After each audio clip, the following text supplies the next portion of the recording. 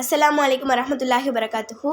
அளவற்ற அல்லாஹ்விலும் நிகரற்ற அன்புடையும் ஆகிய இல்லாமல் அல்லாஹ்வினாலும் நம் அனைவரின் மீதும் என்றென்றும் நிறைவாக உண்டாவதாக ஆமீன். அல்லாஹின் பேரெல்லாம் இன்றைக்கி நம்ம இந்த வீடியோவில் என்ன பார்க்க போகிறோன்னா, நபியர்களின் வரலாறு பார்ட் 6 தான் இந்த வீடியோவில் பார்க்க போகிறோம். அதை பார்க்கறதுக்கு முன்னாடி நம்ம சேனலை இப்போ தான் ஃபஸ்ட் டைம் பார்க்குறீங்கன்னா மறக்காம சப்ஸ்கிரைப் பண்ணிக்கோங்க, கூடவே பெல்லைக்கானே கிளிக் பண்ணிக்கோங்க.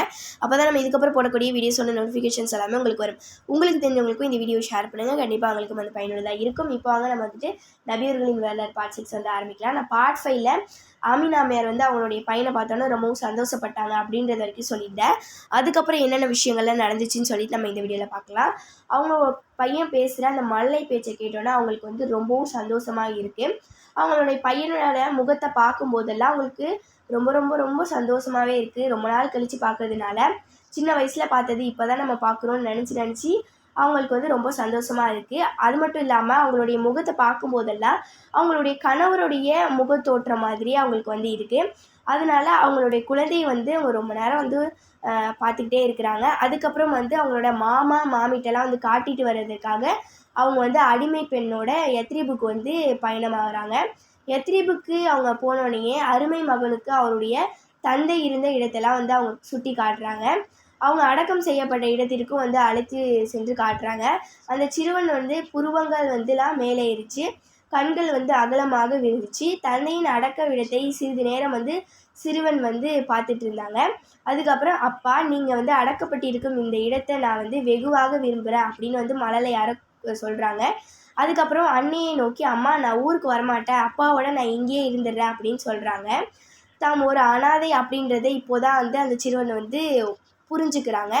அவருடைய தந்தை எப்படி அன்பே உருவாய் அமைந்தவர் அப்படின்றதையும், அவர் சிரியாவிற்கு வாணிபத்திற்கு சென்று திரும்பி வரும் வழியில் யத்ரிபில் நோயுற்று இருந்தார் என்பதையும் அன்னை ஆமினா அம்மையார் வந்து அவங்களுடைய மகனுக்கு எடுத்துரைக்கிறாங்க.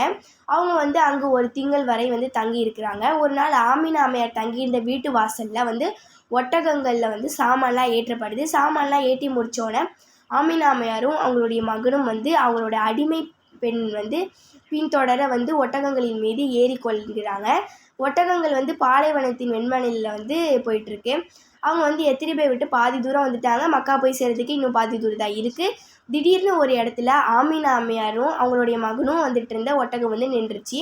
ஏன்னா ஆமினா அம்மையாருக்கு வந்து நோய், இனிமேல் அவங்களால வந்து பிரயாணம் செய்ய முடியாது. நோயின் வேகம் வந்து நிமிடத்திற்கு நிமிடம் வந்து அதிகமாகிட்டே இருக்குது. எந்த நிமிடம் என்ன ஏற்படும்னே தெரியல. அடிமை பெண்ணும் ஆமினா அம்மையாருக்கு தன்னாலான பக்குவங்கள் செஞ்சாங்க. ஆனால் என்ன செய்தும் என்ன பயனும் இல்லை. ஏன்னா சில நிமிடங்களில் ஆமினா அம்மையார் வந்து அவங்களுடைய பையனை வந்து அனாதையாக விட்டுட்டு வந்து அவங்களோட கண்களை இறுக்கி மூடிட்டு அவங்க வந்து இறந்து போயிட்டாங்க. சில தினங்களுக்கு முன்பு தான் அந்த குழந்தையின் தாயின் வாயிலாக தம் தந்தையை பற்றி எத்தனை செய்திகளை எவ்வளவு ஆவலோடு கேட்டு மகிழ்ந்தார்கள். ஆனால் இன்னைக்கு வந்து அவங்களுக்கு தாயும் இல்லை, தந்தையும் இல்லை, அண்ணனும் இல்லை, தம்பியும் இல்லை, தமக்குன்னு யாருமே இல்லை அப்படின்றது வந்து புரிஞ்சுக்கிறாங்க. அவங்களுக்கு இன்னும் 6 வயசு கூட நிரம்பலை. அப்படி இருந்தாலும் அவங்க வந்து 60 வயதினர் அடையக்கூடிய அவ்வளோ பெரிய துன்பத்தை வந்து அடைஞ்சிட்டாங்க.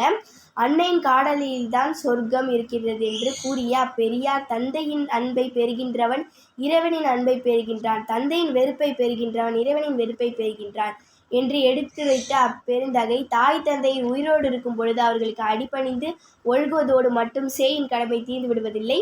அவர்களின் மரணத்திற்கு பின் அவர்களுக்காக பாவமன்னிப்பு தேடி பிரார்த்தனை செய்ய வேண்டும், அவர்களை நிறைவேற்ற வேண்டிய வாக்குறுதிகளை நிறைவேற்ற வேண்டும் என்று பிற்காலத்தில் அறிவுரை பகர்ந்த அம்மகான், தாயின் கர்ப்பப்பைக்குள் இருக்கும் பொழுதே தந்தையும் தமக்கு 6 வயது நிறைவதற்குள் தாயும் இழந்த உலகில் ஒரு அனாதையாக விடப்பட்டார்கள். பெற்றோர்களின் அன்பும் வாஞ்சையும் எவ்விதம் இருக்கும் என்பதை அறியாத அக்குழந்தைக்குத்தான் ஆதரவற்றாரின் அவநிலை நன்கு தெரிய வரும். எனவே பொறுமை, அனுதாபம் ஆகிய நற்குணங்கள் மேலிட்ட தாழ்நிலை அடைந்திருக்கும் மானிடரை கை தூக்கிவிட இயலும் என்று கருதியோ என்னவோ இறைவன் அவர்களை இவ்வளவு இளம் வயதிலேயே யாருமற்ற அனாதையாக்கினான் போலும். இவ்வாறு இளம் வயதில் யாருமற்ற அனாதையாகி விடப்பட்ட அக்குழந்தை அடிமை பெண் வந்து மக்காவுக்கு அழைச்சிட்டு போகிறாங்க. அவங்களுடைய பாட்டனாட்டை வந்து காட்டுறாங்க. அவங்க வந்து பார்த்தோன்னே ரொம்பவும் அழுகுறாங்க. அதுக்கு அவங்க பேரனை கட்டிப்பிடிச்சி ரொம்ப ரொம்ப அழுகுறாங்க. அதுக்கப்புறம் வந்து அவங்களுக்கு 70 வயசு ஆகிடுச்சு. இதுக்கப்புறம் வந்து நம்ம எப்படி நம்மளுடைய பேரனை பார்த்துக்கிறது அப்படின்னு அவங்களுக்கு ரொம்ப கஷ்டமாக இருக்குது.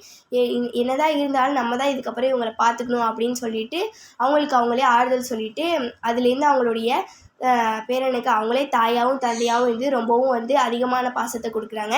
அவ்வளோதான் இதோட பார்ட் 6 வந்து முடியுது. இதுக்கப்புறம் என்னென்ன விஷயங்கள்லாம் நினச்சின்னு சொல்லிட்டு நம்ம வந்து பார்ட் 7ல் பார்க்கலாம்.